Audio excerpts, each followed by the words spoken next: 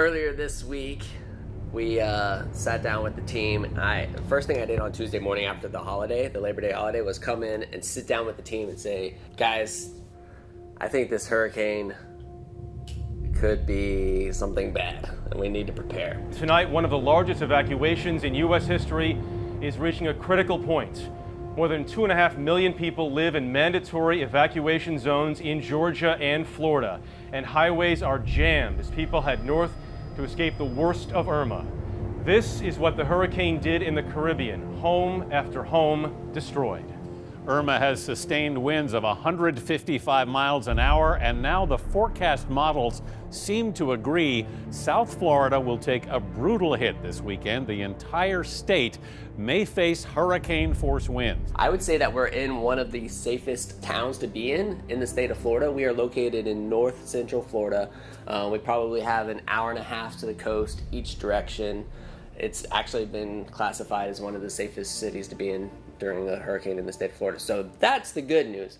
The bad news is, even with that said, a lot of destruction can happen here. I've had storms throw trees on my house, in the past. It actually put me out of my house during a back to school season, and my entire family, we had to go find another home. Obviously our insurance company was great. They took care of it, but still, bad things can still happen here. I don't expect Gainesville to get off easy. I am expecting power outages, and we're just going to have to see how that affects us. Today, we're just buckling down. On Tuesday morning, we went and bought all those sandbags, and we're going to be just buckling the dealership down while trying to help customers get their scooters checked in for hurricane storage. I highly doubt we'll sell any scooters. Nobody wants to buy a scooter right before a hurricane, but if they do, I'm sure they're going to want us to hold it until after the hurricane. And then just really buckling down. We have to clean up some of the trash. There's a cardboard out there. We need to get that up. Just little things to get prepared. And then we're going to let our team get home. They're going to have Saturday through Monday off for sure. I still have some business to take care of. It's 9:30, and I have to. I have a review with Alvin this morning, so we're going to do that first, and then my brain is just going to be on prep mode. So, you ready? Pardon me, before you get wound up real good, you want to put stuff out in front? Scooters? Is it going to rain in the next 2 hours? I do not know. It could rain in the next 5 minutes or 5 days. I don't know. It's just, what's the order of the day? What we I don't like the assumption that because a hurricane is coming on Monday, we need to stop doing business now. Not a problem. Most people aren't even working today. Some people didn't even work yesterday. That's because they're weak. You know what I mean? And we're not. UF has actually knocked them off at 12 o'clock today. But let's think of the reason. Let's think of the reason. The reason is so students employees can get out of town should they so choose. Okay? If anybody here needs to get out of town, they can leave right now. 11 hours from Fort Lauderdale to Gainesville. Yes, So I'm assuming nobody's leaving. Therefore, I'm going to take a poll for you. We'll put the scooters out. Anybody that needs to leave, town? I don't think Governor Scott said anything about scooter shops. Huh? You just said all. Yeah, all public schools, university. I never was. Yeah, can I see the text, the tweet? Did it say scooter shops? I think it said scooter shop. It said all closed. Scooter shop. No. Yes. We'll put them out. I get it. We'll put them out. We're gonna operate. We're gonna operate. We're like the post office. Like the There's barely any rain on the radar. What's it say? There's barely any rain on the radar, and it's not even. We're putting them out. It doesn't matter right now. That's right. Like the mailman. Let's sell something. Wind, rain, snow, sleet, or hail. Scooter time.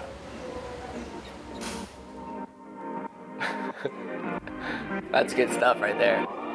Good morning, Alvin.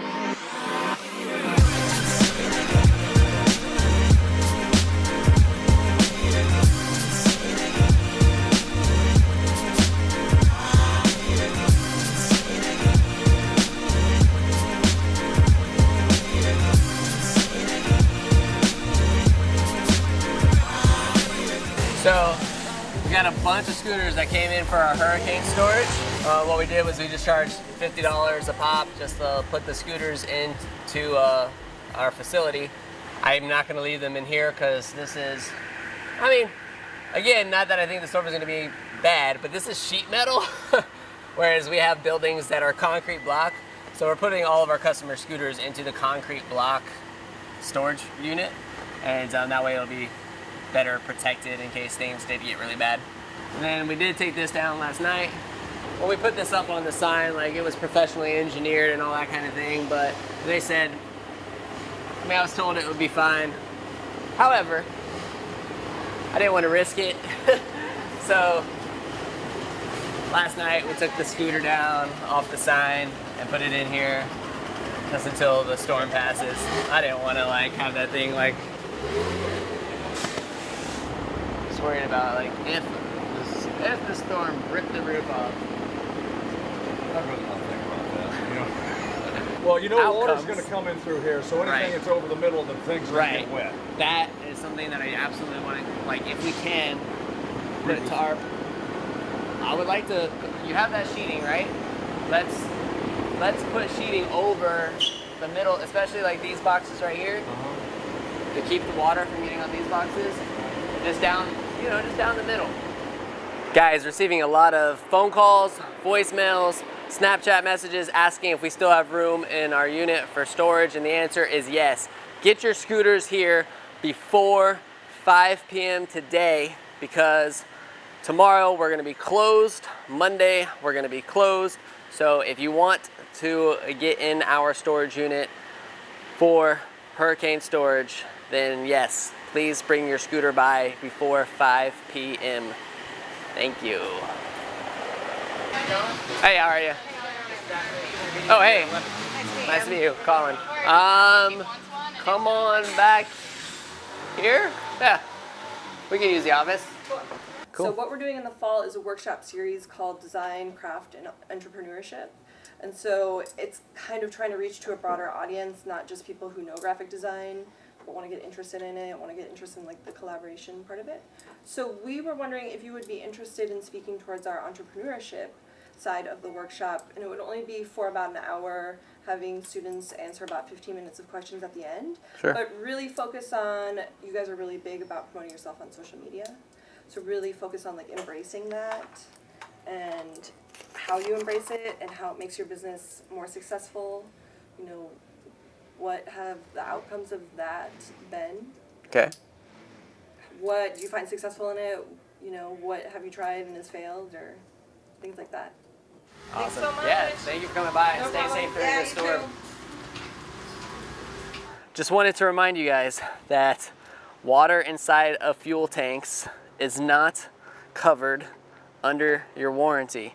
So even if you don't store with us, please, please, please make sure that your scooter is not going to get pounded by the rain, because I just know that there's going to be a handful of people that contact us after the storm saying my scooter's not running, and I know that we're going to find water inside of fuel tanks, and that is the last thing that I want. We love you all, and we will see you after the storm. Bye. Here's the thing with social media is that there's so much of it. You have Snapchat, you have Instagram, you know, like those Snapchat, Instagram, and Facebook are definitely where the majority of our audience is spending their time. So I use those three platforms a lot to communicate. I personally like for the content on each platform to be different. I don't take, rarely, like I won't say I never do, but I rarely take my snaps and upload them to my Instagram. You know, I'll just do an Instagram post that's a little bit different. Maybe I'm saying different things, or like I did the other day where I like did a whole snap story of prepping your you know, scooter for storage, and and then just did one post on Instagram saying go check out this snap story because there's a lot of good information there. So I do that kind of stuff a lot, but I rarely do the same thing on each platform, you know what I mean? The one thing that I absolutely love about Instagram though, and I think we've talked about it before, but if you go here to location, can you see this, right?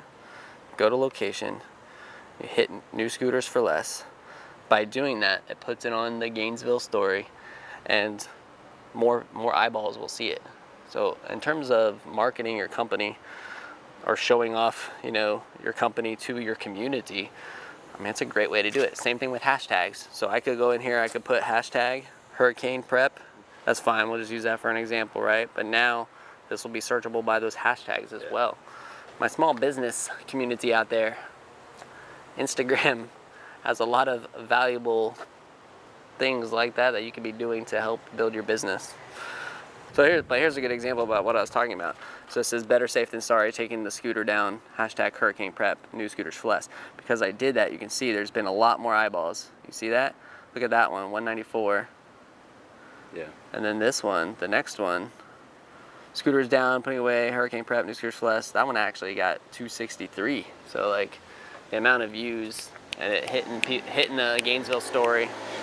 So these vents up here along the center of the roof, they're there for a reason. It's to let the hot air escape, but sometimes we get just a little bit of rain that comes in here. And the last thing I want is because of a lot of rain downpouring due to the hurricane for it to get a little bit wetter than normal in here. I don't want it to get on any of the cardboard boxes and create an unsafe situation where these bottom boxes might get a little wet and the top boxes start to tumble.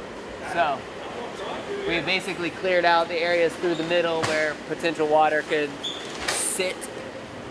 I'm less worried about like what's going to happen during the storm and more worried about not having power, not being able to operate the business. As a business, we only make money when our doors are open, right?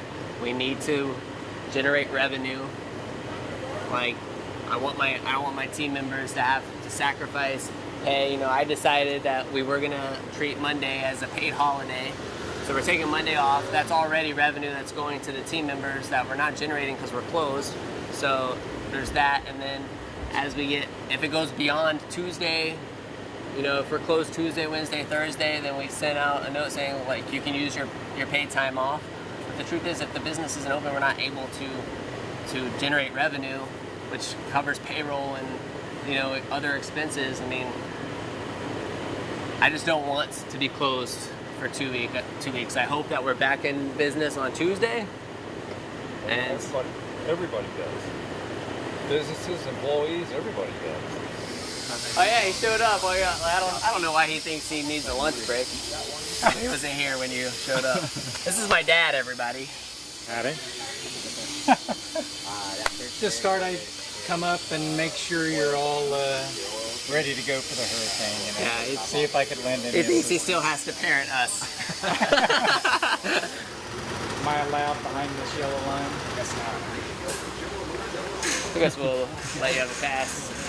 There's no threat of me. You don't feel threatened about me suing you? I guess you'd be taking your own money back because you are an investor in the company, so I guess you'd be suing yourself in a way. Yeah, that's true. This hurricane prep stuff is a lot of work. There's live action over here. Live action. Where's my sandbag, man? Don't everybody back up. Grab a sandbag. Come on, get a sandbag. Would you like to know me better, baby? Think that you can show me better, maybe? Well, I sure don't wanna waste your time. Sure don't wanna waste your time. So let me tell you that I'd be better off without you. 6 p.m. We're cleaning up. We're going home. Locking down the shop. Sandbags are in place. I think we're as prepared as we possibly can be, given the circumstances. So we'll just see what happens. Hopefully we're back at work on Tuesday. We'll see, but just keeping my fingers crossed that everybody's safe, all of our customers are safe, all the scooters are safe, everything is safe, and we'll get through this. So that's it from us. We'll see you later. He's going. He's going. Oh, He's up. He's up. It's already full. It's awesome! It's full. Yep, the mouse chicken. I want to do it.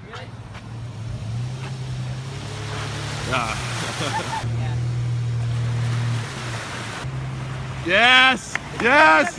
Lean back! Yeah! That's awesome.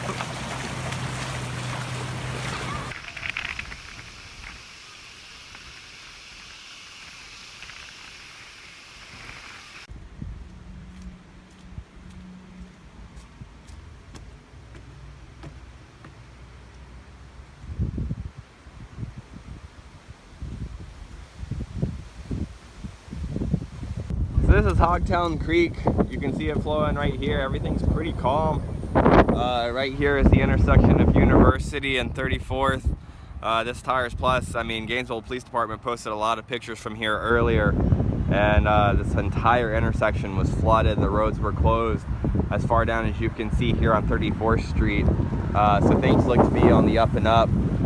This is the same house we were looking at earlier. You can see the water line, how far things were when Hogtown Creek flooded.